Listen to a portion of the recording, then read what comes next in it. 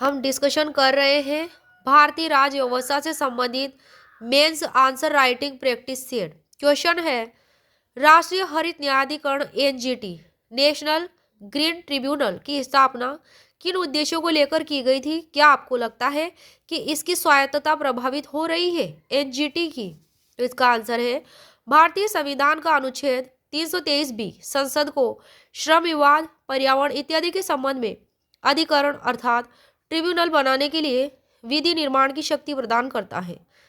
कौन प्रदान करता है? भारत का संविधान का अनुच्छेद 323 बी किसको प्रदान करता है? संसद को विधि निर्माण की शक्ति।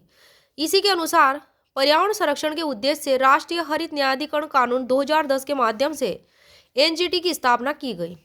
प्रमुख उद्देश्य है अन्य पर्यावरण से संबंधित मामलों का प्रभावी और शीघ्र निपटारा, पर्यावरण कानून को लागू कराना, पर्यावरणीय अधिकारों का संरक्षण और अंततः पर्यावरण का संरक्षण। अपने गठन के बाद से ही एनजीटी ने पर्यावरण संरक्षण से संबंधित कई महत्वपूर्ण निर्णय भी दिए हैं, जैसे कि गैर कानूनी रेत खनन के विरुद्ध दिए गए आदेश, दिल्ली में डीजल चालित वाहनों का नियमन और प्रतिबंध, फसल जलाने से हुए प्रदूषण से निपटने संबंधी उपाय, गंगा नदी प्रदूषण से संबंधित निर्णय।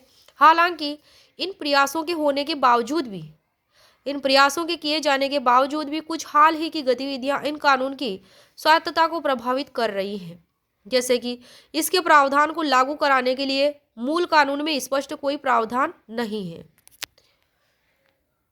जो एनजीटी कानून बनाया गया है उसके तहत लागू कराने के लिए स्पष्ट प्रावधान नहीं है। गंगा नदी प्रदूषण तथा यमुना से संबंधित इनके द्वारा दिए गए बार बार के आदेश भी निष्प्रभावी हो रहे हैं। वित्त अधिनियम 2017 में एनजीटी सहित सभी ट्रिब्यूनल के सदस्यों के लिए सेवाओं और शर्तों के नियमों में बदलाव किए गए थे, जिसके अनुसार सदस्यों का चुनाव सरकार द्वारा किया जाएगा, सुप्रीम कोर्ट की समिति द्वारा नहीं। तो ये जो है कमियां देखने को मिली थी। ये क्या है? स्वायत्तता को प्रभावित करती हैं ये सारी चीजें, ये बात है। निष्कर्षतः हम कह सकते हैं कि